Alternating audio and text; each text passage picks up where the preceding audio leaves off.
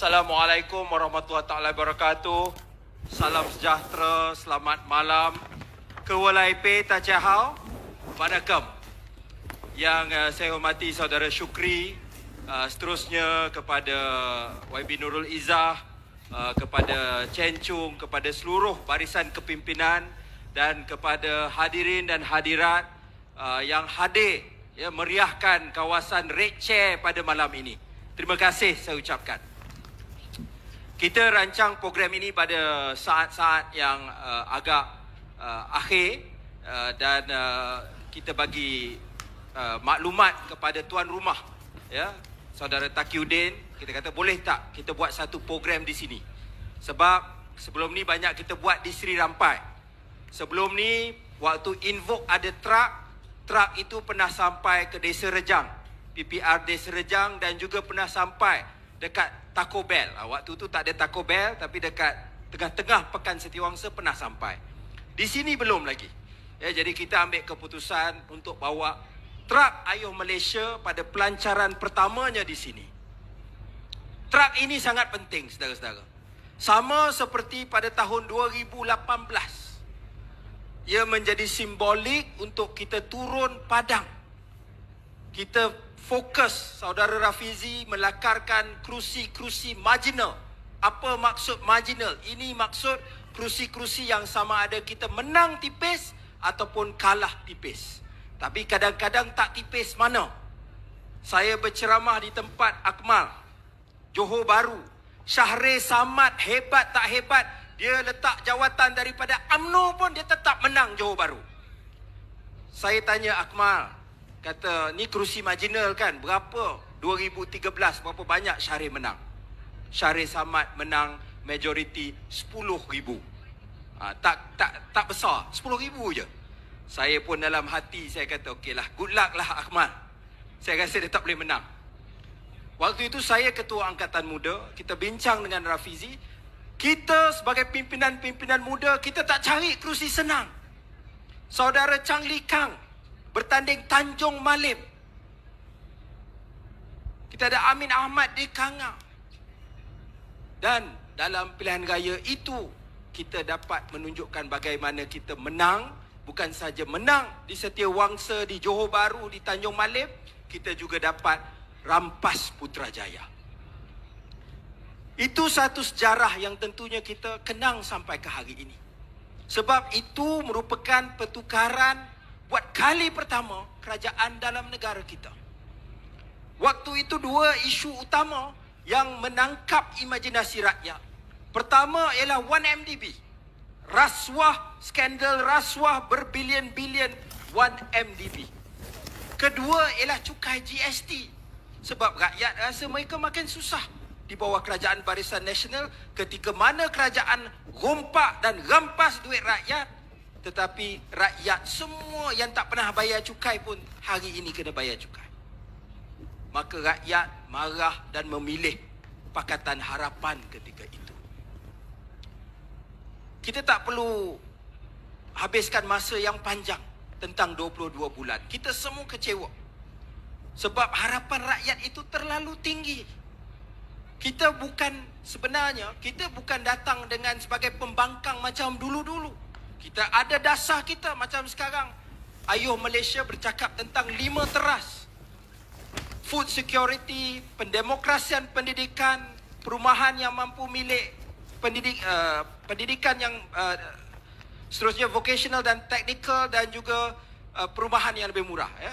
Ada 5. Mungkin saya terlepas satu. Tapi dulu kita ada buku harapan. Maksudnya kita tampil pada rakyat, ini pledge kita. Memang betul banyak kerajaan sebenarnya. Ya, sampai hari ini kadang-kadang orang UMNO PAS duduk main isu manifesto. Banyak kerajaan tidak dapat buat 100% manifesto. Dan banyak juga cyber trooper yang bodoh ni, dia tak dapat bezakan manifesto 2013 dengan manifesto 2018. 2013 kita ada orang PAS sekali waktu tu. Tapi mereka tak dapat bezakan. Tak apa. Cuma yang kita kecewa, manifesto kita itu dibakul sampahkan oleh kepimpinan kita sendiri yang merasakan tidak yakin untuk laksanakan manifesto. That's why the people were angry. Kita dah tak boleh jawab. Dan itu membolehkan, memang betul ada khianat. Tetapi situasi itu yang membuatkan rakyat seolah-olah menerima pengkhianatan itu apabila mereka merasa marah dengan Kerajaan Pakatan Harapan. Orang Melayu marah, orang Cina marah, orang India marah. So what is the lesson? Apa pengajaran kita? Kita dah kalah 4 siri pilihan raya negeri. Macam Rafizi kata, bukan setakat kalah, kalah sayur.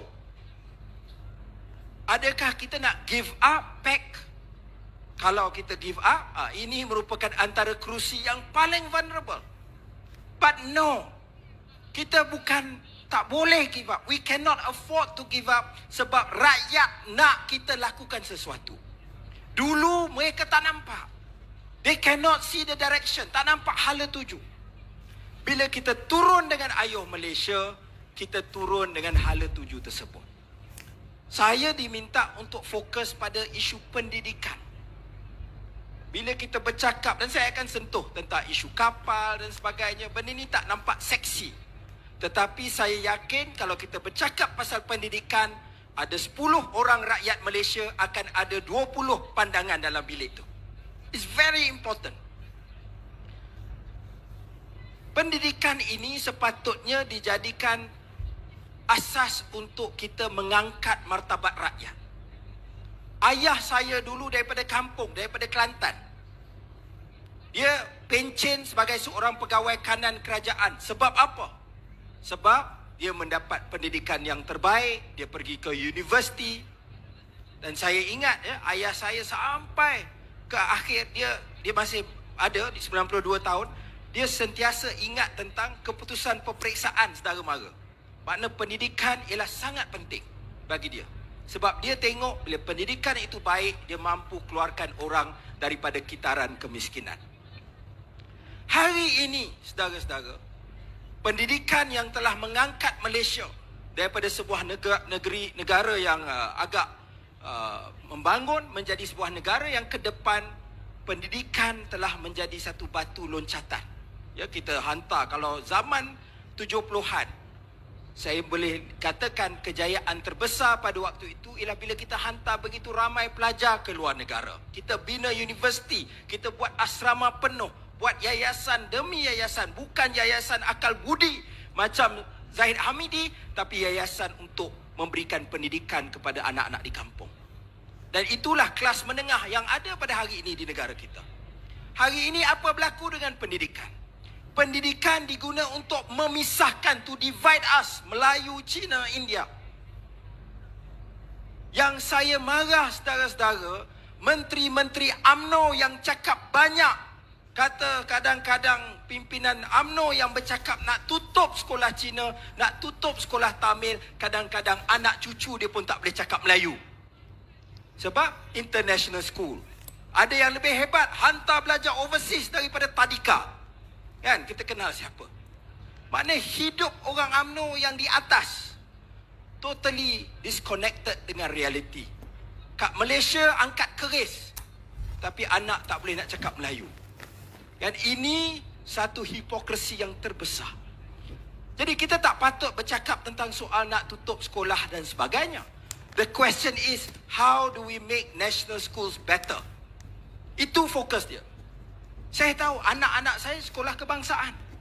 Macam mana kita nak angkat sekolah kebangsaan ini? Macam saya dahulu, saya ada kawan Cina yang kaya, saya ada kawan Melayu yang kaya, saya ada kawan Melayu yang susah, Cina yang susah, India yang susah. Semua ada di sekolah. Saya berjumpa di sekolah. Itu satu peluang yang terbaik untuk kita memecahkan tembok antara kita. Universiti kita. Kita selalu diajar, cikgu-cikgu datang cakap belajar rajin-rajin masuk universiti. Belajar rajin-rajin masuk universiti. Nanti dapat kehidupan yang baik. Hari ini saudara-saudara, orang belajar betul-betul, belajar sungguh-sungguh, dapat straight A, masuk universiti. Tapi bila habis belajar, sebelum COVID pun, tengok-tengok nak dapat kerja cukup payah. Kadar pengangguran anak muda di Malaysia lebih tinggi daripada purata kadar pengangguran. So it's worse to be a young person. Ya. Kedua, kadar pengangguran graduan lebih tinggi daripada kadar pengangguran anak muda. So it defies logic macam mana orang yang ada pendidikan yang lebih baik lagi susah nak dapat kerja. Dan tidak macam zaman dulu-dulu, saya antara generasi awal PTPTN. Hari ini, ya, selain daripada if dapat beasiswa FAMA, Father and Mother, you pergi ke universiti, majoriti besar akan bergantung kepada PTPTN di dalam Malaysia. Graduate, kerja tak dapat atau gaji sedikit. Saya jumpa seorang engineer di Kelantan, fresh grad, dapat kerja ECRL. Gaji dia cukup menyedihkan. Nak cakap pun saya segan. Tapi kalau saya dimaklumkan, cukup rendah, lebih kurang gaji minima. Graduate engineer. Jadi dalam keadaan itu pada hari ini, can we blame our children for asking to work for Grab or Food Panda dan gig work dan call center? Kerja yang tak memerlukan belajar. Lagi baik lepas SPM, dia buat kerja tu. Boleh dapat 3,000 siap akhir bulan, 4,000 boleh dapat sebulan. Problem dia apa? Bayangkan anda seorang graduan IT. Habis belajar, dari Cyberjaya misalnya, buat kerja Grab. Sebab you rasa daripada kerja IT awal-awal mungkin gaji 2,000 lebih, 3,000 at most. Bawa Grab, bulan yang bagus you can get 4,000. Kalau hujan, orang setiausaha baik, dia bagi tip, dapat 4,500. Tapi saudara-saudara, 3 years down the road, you rasa, okay, I want to practice my IT skills, my computer science skills. You pergi balik minta ada opening. You rasa majikan akan mudah ambil you tak? Ataupun nak ambil junior you, fresh grad, skill dia masih baru. Ataupun ambil orang yang pernah kerja IT 10 tahun, sebab COVID dan sebagainya terpaksa berhenti dan nak cari balik. Ada working experience. Tentulah anda sebagai seorang graduan yang lama, yang tidak praktis bidang anda, you will be bottom of the queue. Dan ini masalah real yang kita hadapi pada hari ini. Bayangkan dulu, ya, ayah saya dapat pengajian yang baik, dia boleh hantar separuh daripada gaji pertama dia balik ke kampung di Kota Baru. Saya mula-mula kerja, dia boleh bantu tampunglah duit minyak sikit-sikit. Sebab gaji saya 2005, gaji saya RM1,800. Belum tolak EPF dan SOKSO, tinggal RM1,500. Sekarang gaji naik sikit lah, tapi tak banyak beza. Makna generasi tu dia boleh subsidi mak bapak dia, dia boleh subsidi anak-anak dia. Generasi anak-anak kita ni macam mana?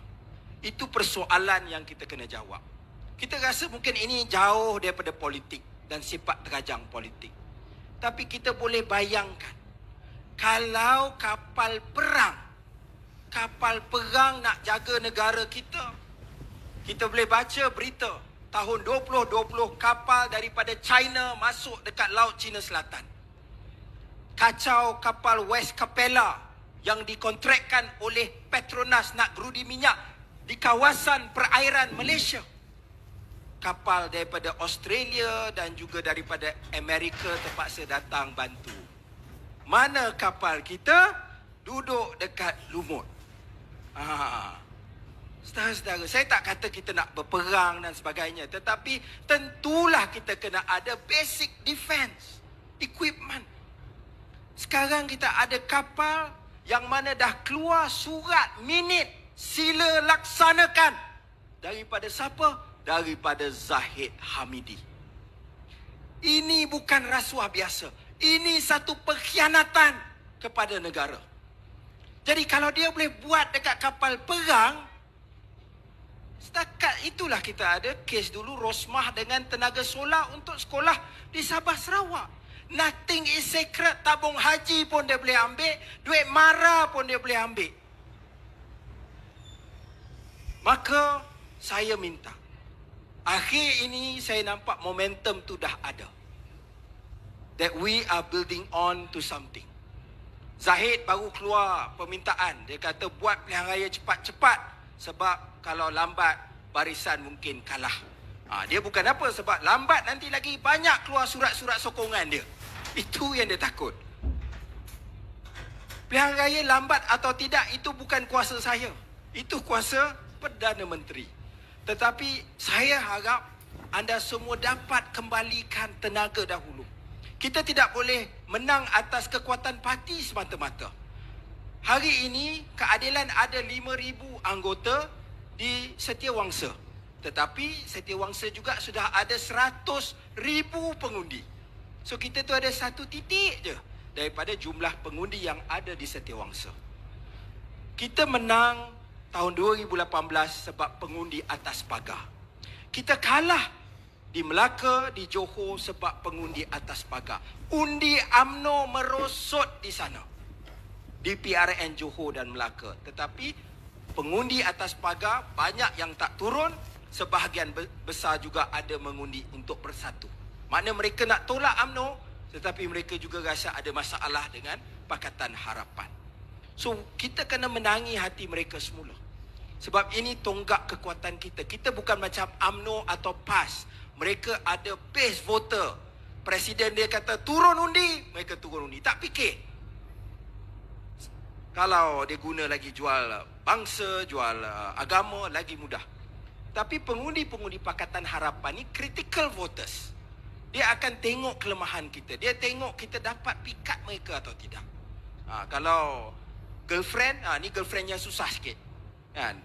Tetapi ini yang kita perlukan. These are the thinking voters yang kita kena menangi. Jadi sebab itu saudara-saudara, saya berharap anda semua dapat turut serta dalam Ayuh Malaysia. Kita kalau banding dengan 2018, Invoke hari ini teknologi dah banyak berubah. Petang tadi Rafizi datang untuk buat latihan pacar di atas ST Rosham tu, Dewan dekat sana, Dewan Sri Iskandar. 80 register, 70 lebih yang datang. Itu satu kadar kehadiran yang tinggi, memandangkan itu petang Ahad. So kita nak buat balik, dah latihan demi latihan. Kita ada app tu nama dia Sista, CISTA. Huawei je belum ada. Saya difahamkan dekat Huawei belum ada, tetapi di Android, di Google, di Android dan juga di Apple sudah ada. Boleh download, boleh register mana nak volunteer. Kan? Jadi kita takkan hantar anda pergi ke Seputih, takkan hantar anda mungkin pergi PJ, sebab itu dilihat sebagai kerusi-kerusi yang agak selesa. Kalau nak dekat, Setiawangsa boleh pilih. Kalau nak jauh sikit, boleh tolong saya dekat Kelantan dengan Terengganu. Kita nak misi rampas negeri itu daripada PAS. Tapi yang penting saudara-saudara, kita menggunakan teknologi ini untuk maximize tenaga sukarelawan yang ada. Kita tahu kita tidak mampu menang tanpa saudara-saudara, dan kita tahu juga anda ada banyak lagi benda nak buat. Kan? Jadi dengan menggunakan teknologi, kita dapat menjadikan proses ini lebih efisien. Bukan semua anda anggota parti, ada yang bukan parti dan sebagainya, tetapi kita nak gunakan proses ini untuk libatkan anda semua. Sebab kita percaya dengan kehadiran anda, if we make use of our strength, kita tidak ada berbilion-bilion, kita tak curi kapal. Kita tidak ada duit yang banyak sebab kita tak ambil projek. Tetapi yang kita ada ialah tenaga daripada rakyat Malaysia yang biasa. Dan yang paling saya banggakan bila kita turun dalam program Ayuh Malaysia, dalam program-program Pakatan Harapan, program parti dan sebagainya, kita lihat kepelbagaian itu. We are truly Malaysian. Saya ingat kita kena panggil Perdana Menteri, belajar apa itu keluarga Malaysia bila turun ke program-program kita. Saya ada seorang volunteer Invoke. Dia seorang Tionghoa. Tinggal, kata silap saya, kawasan Ceras. Ceras tahulah. Ceras letak roket pun menang, kan? Itu istilah dia. Jadi bila Rafizi mulakan Invoke, dia rasa tergerak. Maka dia datang, dia kata, okey, Setiawangsa tak jauh, dia nak volunteer. Tiap-tiap malam, dia dengan wife dia, equally dedicated, dia bawa anak kecil dia. Umur, waktu tu sekitar 5-6 tahun, bayar anak saya. Dan Ya, kadang-kadang anak dia tidur bawah meja, dia buat kerja, pakai van buruk. Sampai pilihan raya kita menang. Sebulan lepas tu dia kena sudden cancer dan meninggal dunia. Dia tak dapat apa-apa. Dia tak dapat Datuk, dia tak dapat Tan Sri. Kalau dia hidup lagi pun saya yakin itu bukan yang dia nak. Tapi dia bekerja untuk melihat satu Malaysia yang baru. Dan anda lah, you are those Malaysians who have been helping us, who have made it happen. Saya ingat tadi Tyra yang menyebut politics is a long process, kan? The other saying is that justice is a long arc, kan? But it always bends towards justice. Jadi kita tahu bahawa kita akan berhadapan dengan pelbagai dugaan. The only thing that we can say is that we have to learn from the past. Dulu kita menang terkejut. Benda ni pernah berlaku dekat, bukan menang terkejut, tapi tanpa rancang betul-betul. It happened before dekat Jepun. Parti Demokrat menang. LDP telah dominasi politik Jepun daripada 50-an. Tiba-tiba Parti Demokrat menang, tak sampai 2-3 tahun mereka pun tumbang juga. That was what happened to us. Sekarang the bad news is LDP is still in power lah dekat Jepun. Tetapi what is important bagi saya ialah sekurang-kurangnya dalam minda rakyat Malaysia, orang dah pecah kerangka bahawa UMNO Barisan Nasional is the default government. Kalau kita tengok macam saya sebut tadi, di Johor, di Melaka, ini Johor dan Melaka, dua tempat UMNO paling kuat di dunia.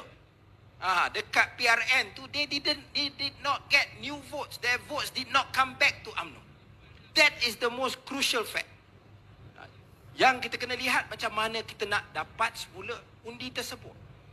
Maka saya percaya dengan Ayuh Malaysia yang digerakkan oleh saudara Rafizi, saudari Nurul Izzah ini, ia mampu untuk menjadi pencetus tersebut. Saya boleh katakan selepas langkah Sheraton, saya pergi mana-mana di seluruh negara, saya naik Grab. Bila mereka tahu saya orang keadilan, maka mereka akan tanya, mana Rafizi, mana Izzah, bila mereka boleh kembali bersama. Hari ini Rafizi dan Izzah sudah kembali di hadapan Ayuh Malaysia, berada di dalam parti. So saya harap saudara-saudari dapat bersama-sama kami untuk kita tunjukkan kepada generasi baru yang ada di Malaysia, pengundi-pengundi baru dalam pilihan raya ini kita mampu lakukan. Dan kita akan jelajah dengan truk Ayuh Malaysia ini. Kalau dulu truk Invoke berhenti 2 kali dekat Setiawangsa, kita menang. Sebab kali ini susah sikit, saya minta truk Ayuh Malaysia berhenti 5 kali lah. Untuk kita buat program, kita pergi ke satu bahagian yang ada di Parlimen Setiawangsa. Kalau nak daftar, ada di belakang sana untuk jadi sukarelawan, untuk bantu, dan kita akan inform. Lebih mudah, boleh gunakan app Sista untuk dapat perkembangan terkini. Saya sekali lagi harapkan bantuan dan sumbangan saudara-saudara, dan saya ucapkan berbanyak-banyak terima kasih di atas sumbangan anda selama ini yang membolehkan kita mencipta sejarah di Setiawangsa pada pilihan raya lepas. Saya ingat lagi, kempen saya menang Setiawangsa, menang Malaysia. Tapi tak tahu yang 22 bulan tu je tak tahu. Jadi kali ini kita perlukan, here we go again. Kita perlu mulakan sekali lagi kempen ini, dan ia bukan untuk diri kita, ia bukan untuk sahaja kita syok-syok datang suka-suka, tetapi kita betul-betul nak lihat sesuatu yang baru di negara kita. Terima kasih.